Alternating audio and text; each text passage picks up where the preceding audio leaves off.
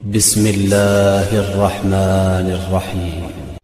दिया, माँ जी ने फिर से सिर्फ 2 गिलास चावल दिए हैं। इन 2 गिलास चावल से तो आज फिर कोई 2 इंसान भूखा रह जाएगा। पता नहीं माँ जी की कंजूसी कब खत्म होगी। मैंने तो कल रात को भी खाना नहीं खाया था, मेरे सर में भी दर्द हो रहा है। अर्चना दीदी, आप एक काम करो, आप आराम से बैठ जाओ, हम चारों घर के काम संभाल लेंगे। इतना बोलकर संध्या खाना बनाने के लिए जाती है, पर तभी वो देखती है कि घर में लहसुन प्याज पूरी तरह से खत्म है।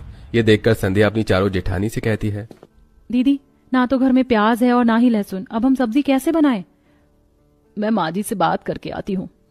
माँ जी, सब्जी कैसे बनाऊं? प्याज और लहसुन खत्म हो गया है। अगर आप ले आती तो आज मैं खाना जल्दी बना देती। वैसे भी आपके 5 बेटे आज जल्दी घर आएंगे। अरे बहू, जरूरी है क्या खाने में लहसुन प्याज डाले? बिना लहसुन प्याज के भी तो बहुत अच्छा खाना बनता है। जाकर सिर्फ आलू की सब्जी बनाना और हाँ, पानी थोड़ा ज्यादा डालना। पर माँ जी। पर क्या बहू, मैंने भी घर चलाया है। मैं तो फिर भी तुम्हें रात में खाने के लिए दे देती हूँ, क्योंकि तुम 5 गर्भवती हो। अरे जब मेरी सास जिंदा थी तो वो मुझे सिर्फ पूरे दिन में 1 वक्त का खाना देती थी, ताकि मैं जिंदा रह सकूं। जी माँ जी, मैं समझ गई। आशा की बातें सुनकर अर्चना वहां से चली जाती है और वो 5 बहू मिलकर रात का खाना बनाती हैं। रात को पूरा परिवार खाने की टेबल पर बैठता है और आलू की सब्जी देख आशा का बड़ा बेटा सिद्धार्थ अपनी माँ और अपनी बीवी से कहता है, निशा, ये क्या सब्जी बनाई है? इसमें आलू कम पानी ज्यादा है। हम 5 भाई क्या इस घर में पैसे नहीं देते जो आप लोग हमें इस तरह का खाना देती हो बनाकर? पर माँ जी ने हमें जैसा कहा हमने तो वैसा ही बनाया है। बहू, मैंने ये जरूर कहा था कि आलू की सब्जी बना लेना, पर मैंने पानी की सब्जी तो नहीं बोली थी बनाने के लिए। मेरे 5 बेटे थके हारे घर आते हैं और तुम 5 इतनी कंजूसी करती हो कि पूछो मत, और उल्टा सारा इल्जाम भी मुझ पर डाल देती हो। इस तरह आशा बड़ी ही चालाकी से सारी गलती अपनी 5 बहुओं पर डाल देती है।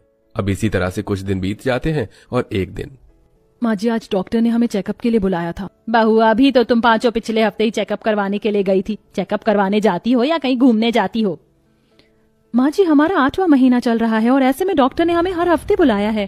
अरे इतने पैसे नहीं है मेरे पास जो हर हफ्ते तुम्हें हॉस्पिटल भेज सकूं। कोई जरूरत नहीं है कहीं जाने की। अब जाओ, जाकर मेरे लिए शरबत बना दो, और हाँ, 1 गिलास ही शरबत बनाना, कभी तुम 5 अपने लिए भी बना लो।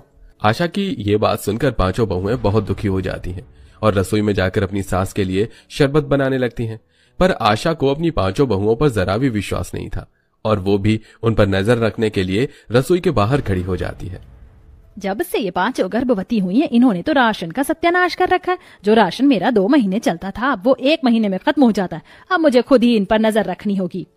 निशा दीदी, मेरा भी शरबत पीने का दिल कर रहा है। गर्मी इतनी ज्यादा हो रही है कि प्यास की वजह से मेरा गला सूख रहा है, पर हम चाह कर भी नहीं पी सकते। अगर माँ जी को पता चल गया तो वो हमें छोड़ेंगी नहीं, और तुम तो जानती हो वो 1 मुट्ठी चावल का भी हिसाब रखती हैं। इस तरह आशा की 5 बहुएं मिलकर उसके लिए 1 गिलास शरबत बनाती हैं, जिसे आशा आराम से पीकर आराम करने के लिए चली जाती है। तो वहीं दूसरी ओर उसकी 5 बहुएं दर्द की वजह से तड़प रही होती हैं, पर अंजलि की तबीयत खराब हो जाती है और वो बेहोश हो जाती है। अंजलि, अंजलि, क्या हुआ तुम्हें? उठो, तुम ठीक तो हो? पानी डालो इसके ऊपर। होश में आओ अंजलि। मुझे बहुत कमजोरी महसूस हो रही है, आंखों के सामने अंधेरा छा रहा है। दीदी, दिशा दीदी, मैं अभी माँ जी को बुलाकर लाती हूँ। दिशा जल्दी से आशा के पास जाती है और उसे सारी बात बताती है। अंजलि की तबीयत खराब सुनकर आशा का मुंह बन जाता है और वो मुंह बनाकर अंजलि के पास जाती है और उसे ही खरी खोटी सुनाने लगती है। अरे तुम 5 क्या इतनी नाजुक हो कि थोड़ा सा काम करके ही बेहोश हो जाती हो? अरे मैंने भी 5 बच्चों को जन्म दिया है, पर तुम्हारी तरह कभी ऐसा हाल नहीं हुआ। पर माँ जी, अंजलि की तबीयत सच में ज्यादा खराब है। उसने कल रात को भी खाना नहीं खाया था और आज सुबह भी नाश्ता नहीं किया। उसने अपनी दवाई भी नहीं ली है और डॉक्टर ने उसे सख्त हिदायत दी है कि वो अपना अच्छे से खाने पीने का ख्याल रखे। बहू, इसका मतलब तुम ये कहना चाहती हो कि मैं तुम्हें खाने के लिए नहीं देती? अरे भूलो मत, 2 टाइम तुम ठूस ठूस कर खाती हो। पर माँ जी, इस समय अंजलि की हालत बहुत खराब है, हमें डॉक्टर के पास जाना चाहिए। अरे डॉक्टर के पास जाने की कोई जरूरत नहीं है, वो भी सिर्फ बीपी चेक करके कुछ दवाई लिख देगा। मैं तुम्हें बता रही हूँ, इसे थोड़ी देर पंखे के नीचे बैठा दो, ठंडा पानी पिला दो, ठीक हो जाएगी। इतना बोलकर आशा वहां से जाने लगती है कि तभी अंजलि का पति विनोद घर पर आता है और अपनी बीवी की ऐसी हालत देख अपनी माँ से कहता है, माँ, अंजलि को क्या हुआ? देवर जी, अंजलि की हालत ठीक नहीं है। मुझे लगता है कि इसे अस्पताल लेकर जाना चाहिए।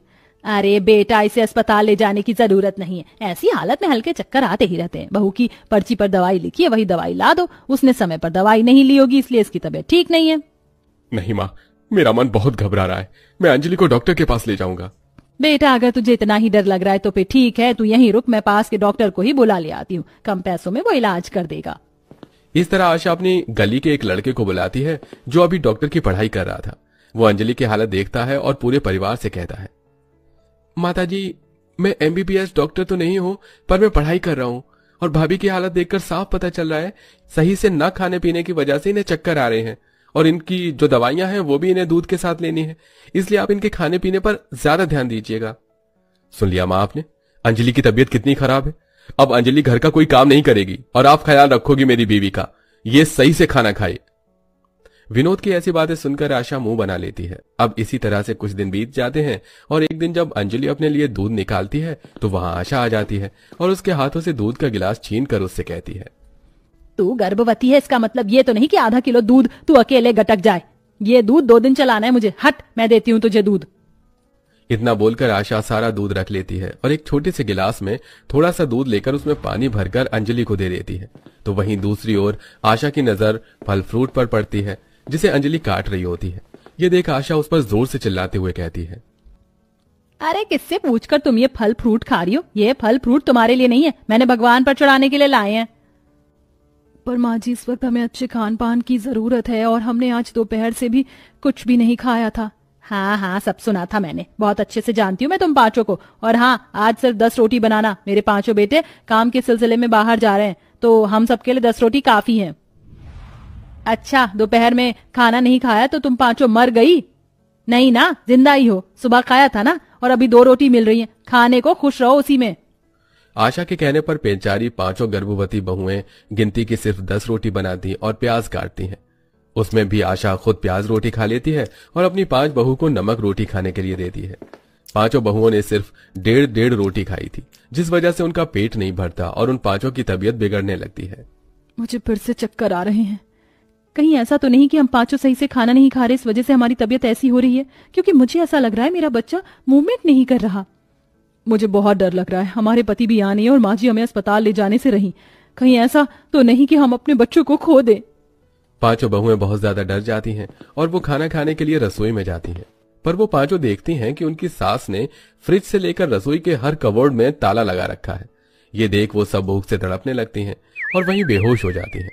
कुछ देर बाद जब आशा पानी पीने के लिए रसोई में जाती है तो देखती है कि उसकी 5 बहुएं जमीन पर गिरी हैं। ये देख आशा बहुत ज्यादा डर जाती है और अपने 5 बेटों को फोन करके घर बुलाती है। माँ, फ्रिज पर ताला लगा है, रसोई के हर कबोर्ड में ताला लगा है, सच सच बताना आपने फिर खाने में कोई कंजूसी करी ना, जैसे आप बचपन में हमारे साथ करती थी?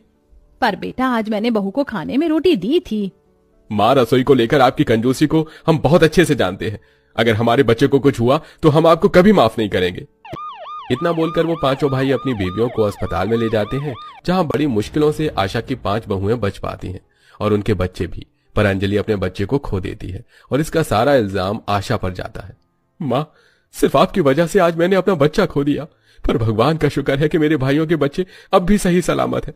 पर आज आप तो बहुत खुश होंगी ना? नहीं बेटा, ऐसा मत बोलो। मैं नहीं जानती कि मेरी कंजूसी की सजा मुझे इस तरह से मिलेगी। अगर मुझे पता होता तो मैं ऐसे इतनी कंजूसी कभी नहीं करती। अब क्या फायदा माँ जी, मैंने तो अपना बच्चा खो दिया है। मेरा बच्चा मेरे पेट में ही भूख से तड़प तड़प कर मर गया। अपने बहू बेटों की बात सुनकर आशा को अपनी गलती का एहसास होता है, जिसके बाद आशा कंजूसी करना छोड़ देती है। इसलिए जब उसकी 5 बहुएं घर आती हैं तो आशा अपनी 5 बहुओं को बहुत अच्छे से ख्याल रखती है।